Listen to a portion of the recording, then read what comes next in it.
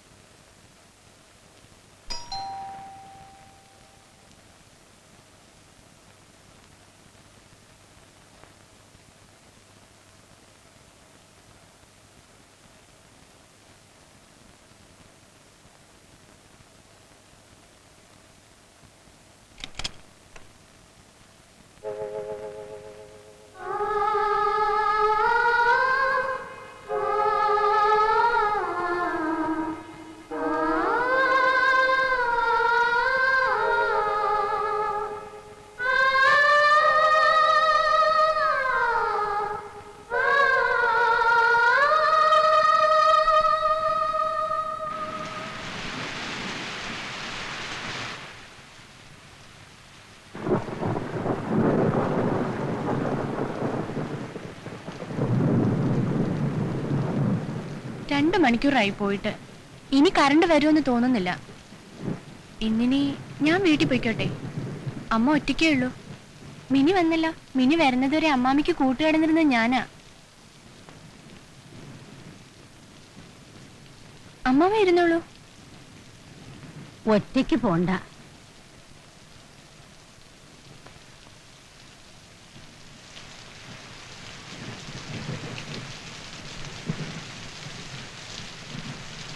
കുറുപ്പേ, എന്തോ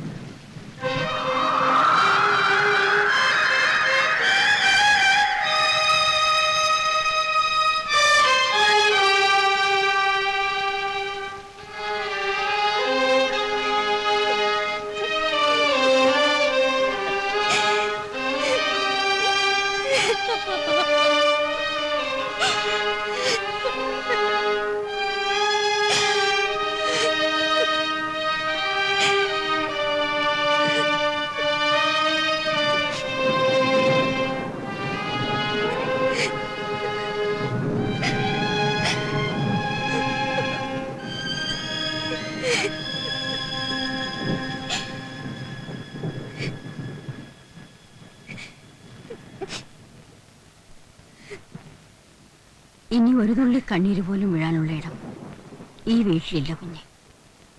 അത്രത്തോളം കരഞ്ഞു തീർത്തു ഈ ജീവിതം മുഴുവനും ഞാൻ. ഇനിയുള്ള കാലമെങ്കിലും അതുകൊണ്ടാ ഞാൻ മോക്ക് ആളയച്ചത്.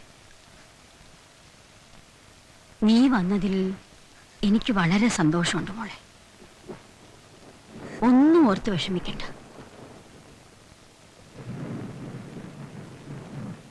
മോള് കിടന്നുറങ്ങിക്കോളൂ. മോൻ ഇന്ന് അമ്മാമ്മയുടെ കൂടെ കിടന്നാ മതി.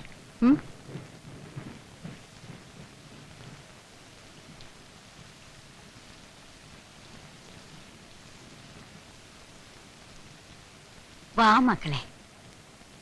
ആ, ഇതാ മോളുടെ മുറി. മോനെ, അമ്മമ്മ കളിപ്പാട്ടം തരാം.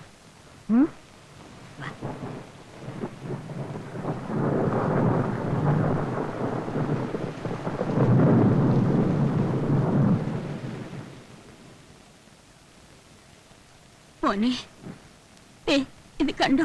ഇതെല്ലാം അമ്മമ്മ മോന് വേണ്ടി സൂക്ഷിച്ചു വെച്ചതാ.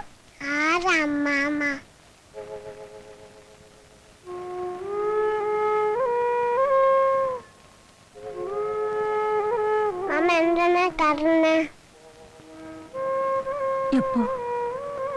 ഫോട്ടോ കണ്ടിട്ട്. ഏത് ഫോട്ടോ? ഞാൻ കാണിച്ചു തരാം. വാ വാ.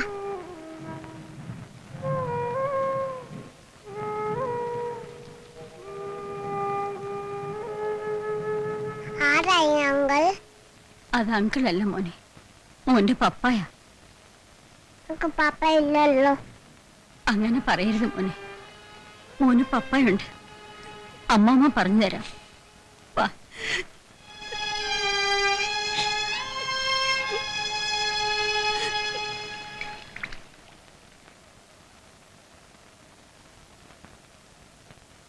മോന് പപ്പായെ പറ്റി എന്താ അറിയേണ്ടത്? മോന്റെ പപ്പയുടെ പേരെന്താണെന്ന് അറിയാമോ? Doctor James Varghese. പറ. Doctor James Varghese. മോന്റെ പപ്പ ഒരു വലിയ ഡോക്ടറായിരുന്നു. മിടുക്കനായ ഒരു ഡോക്ടർ. ഇന്ന് മോൻ വന്നപ്പോ അമ്മാമ്മ കാത്തിരുന്നത് പോലെ മോന്റെ പപ്പയുടെ വരവും കാത്ത് അമ്മാമ്മ പണ്ട് ഇങ്ങനെ കാത്തിരിക്കുമായിരുന്നു. യോമോനെ, എന്താ എന്റെ ഉദ്ദേശം? നമ്പർ 1 സുഖമായിട്ട് ഒന്ന് കുളിക്കുക. നമ്പർ 2 അമ്മാമ്മയുടെ അടുത്തിരുന്ന് കൊഞ്ചേറിയും കൂട്ടി ഭക്ഷണം കഴിക്കുക. നമ്പർ 3 അന്തസ്സായിട്ട് അമ്മാമ്മയുടെ പരദൂഷണം കേട്ടുകൊണ്ടിരിക്കുക. വേണ്ട വേണ്ട, കൊഞ്ചൊന്നും വേണ്ട. ലണ്ടനിൽ അയച്ച് 3 വർഷം നിന്നെ പഠിപ്പിച്ചത് എന്തിനാണെന്നറിയാമോ? അറിയാം. അമ്മാമ്മയ്ക്ക് അഭിമാനിക്കത്തക്ക രീതിയിലുള്ള ഒരു ഡോക്ടറെ കളപ്പുരയ്ക്കൽ ഫാമിലിക്ക് കിട്ടാൻ വേണ്ടി.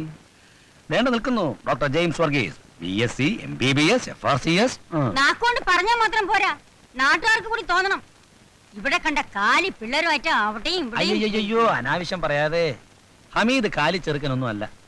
സ്കൂളിൽ പഠിച്ചുകൊണ്ടിരുന്നപ്പോ എനിക്ക് ആരാ കൂട്ടു വന്നുകൊണ്ടിരുന്നത്? ഹമീദ്. കുട്ടിക്കാലത്ത് എനിക്കൊരു ചെറിയ പനി വരുമ്പോ അമ്മമ്മ ആരാ വിളിച്ചുകൊണ്ടിരുന്നത് എനിക്ക് കൂട്ടിനായിട്ട്? ഹമീദിന്. അമ്മാമ്മയുടെ പണം ഉണ്ടായിരുന്നതുകൊണ്ട് ഞാൻ ലണ്ടനിൽ പോയി പഠിച്ചു. അവനവന്റെ പെങ്ങളെ നോക്കാൻ വേണ്ടി കടപ്പുറത്ത് ഇങ്ങനെ ജീവിച്ചു. ഹമീദിനെ ഞാൻ കാണാൻ പോകുന്ന കാര്യത്തിൽ മാത്രം അമ്മാമ്മ ഇടപെടരുത്. അത് ആഭ്യന്തര പ്രശ്നമാണ്. കലാപം ഉണ്ടാവും.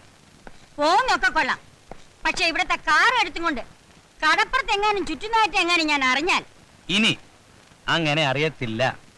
ഓക്കെ? ഈ മരഞ്ചാടി മനസ്സും വെച്ചോണ്ട് എങ്ങനാ ജോമോനെ നീ 3 വർഷം ലണ്ടനിൽ കഴിഞ്ഞത്? അളിയൊരു കാര്യം അറിയോ? എന്നും രാത്രി ഉറങ്ങുന്നതിന് മുമ്പ് ഒരു 5 മിനിറ്റെങ്കിലും ഞാൻ ഹരിശ്രീ പഠിച്ച കുടിപ്പള്ളിക്കുടം തൊട്ടല്ല എന്റെ മനസ്സിൽ മിന്നി മറഞ്ഞു പോകും. അതുകൊണ്ട് ഞാൻ ഈ നാട് വിട്ടു പോയതായിട്ട് എനിക്ക് തോന്നിയിട്ടില്ല. അതിരിക്കട്ടെ, നമ്മുടെ പെണ്ണെങ്ങനുണ്ട്? ഏത് പെണ്ണ്? മുൻഷി സാറിന്റെ മോളെ. അയ്യോ, അവളുടെ കല്യാണം കഴിച്ച് കൊച്ചു വന്നായി. റിയലി? അയ്യോ നല്ല പെണ്ണായിരുന്നു. മറ്റേ പെണ്ണോ? ആ പപ്പടക്കാരന്റെ മോള്. ആ റെയിൽവേ ഗേറ്റിനടുത്തുള്ളത് ഓർമ്മയില്ലേ? പണ്ട് നമ്മളെന്നും പപ്പടം വാങ്ങിക്കാനെന്നും പറഞ്ഞ് അവിടെ പോയിക്കൊണ്ടിരുന്നത് അവളെ കാണാൻ വേണ്ടി മാത്രം. അയ്യോ, അവളിപ്പം പപ്പടം പോലെ ആയി പോയില്ലേ? കണ്ടറിയില്ല. എന്തു പറ്റി? ദാരിദ്ര്യം. അയ്യോ കഷ്ടം.